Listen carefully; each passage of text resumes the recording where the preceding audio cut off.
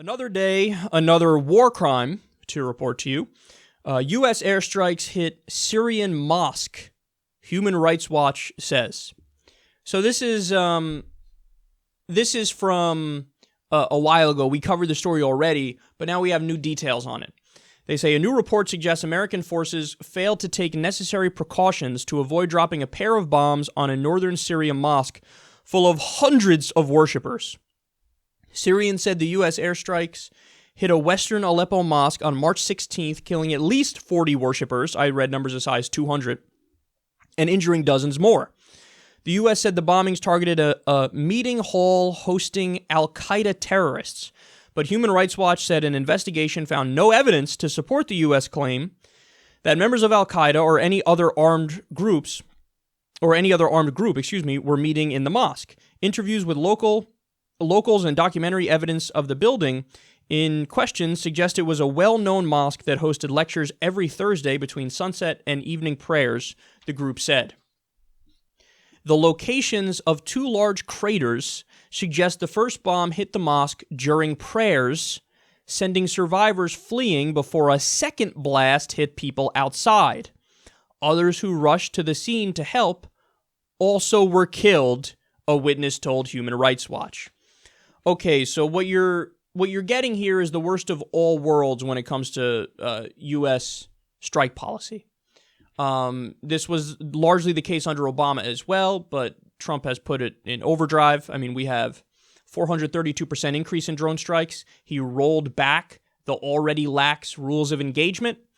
So there's a few different kinds of drone strikes. There's a personality strike, there's a signature strike, and there's a double tap.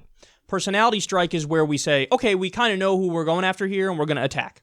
We have the intelligence, we think all of our ducks are in a row, we're going to attack.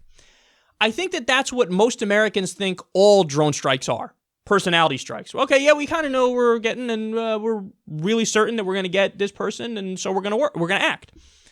Okay, but that's actually not even the most common type. Then you have the signature strike, which is, well, we don't really know, but kind of maybe think we got somebody here, so we're going to go for it.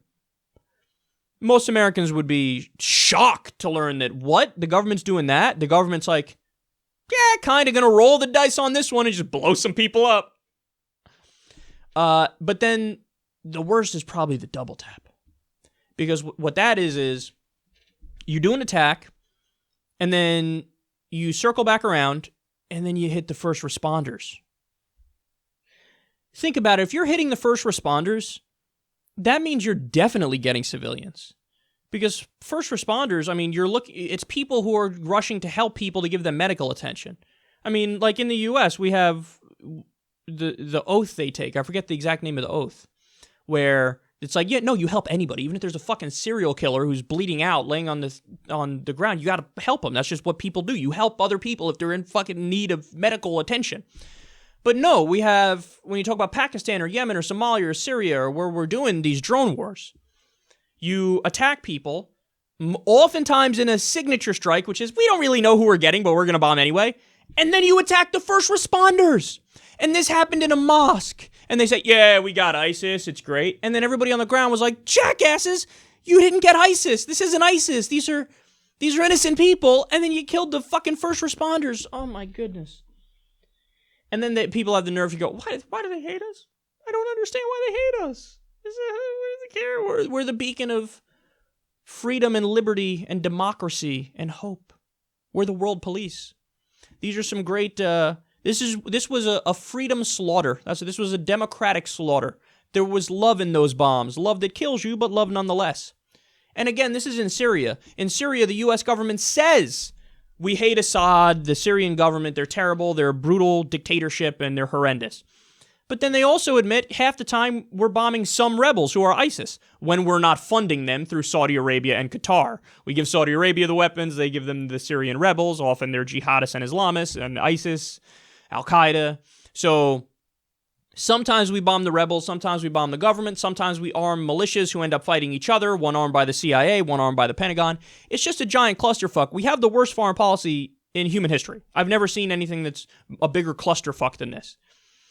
So that's what it is. Oh, hey, we bombed both sides in the same war. Well, then why don't you fucking stay out? I don't get it. It's like with Afghanistan. Hey, ISIS and the Taliban are now fighting in Afghanistan. So why the fuck are you there? Let them kill each other. Get the fuck out. What are you talking about? What are you, crazy? You want to give some humanitarian aid in Syria to people who desperately need it? Or you want to, I don't know, maybe allow some refugees into the U.S. to have another shot at life? No. Like, that. Look at the hypocrisy on that. God, we got to go save these beautiful babies in Syria. Beautiful babies. We got to go save them. This is what Trump said in a press conference recently. You care so deeply about Syrian babies that you once literally said, I would look a Syrian child in the eye and say, you can't come here. Fucking schizophrenic, hypocritical garbage is that. We hate them. Keep them out of the country. They're a threat. But anyway, we got to go save them over there. How does anybody fall for this shit? It's just incoherent garbage that at the end of the day always ends up benefiting the military-industrial complex. We're slaughtering innocent people all the time, man. This is our government. We're paying for our government. We have to stand up and say no more. Look, justicedemocrats.com. They're not corporate Democrats. We are the opposite of the corporate Democrats. No PAC money, no billionaire money, no corporate money. And we represent the people, and we unapologetically stand up for, let's get out of the wars. Let's get out of the wars. Let's rebuild our own country, and let's only use the military for defense of the nation. That radical idea, which used to be the common sense position.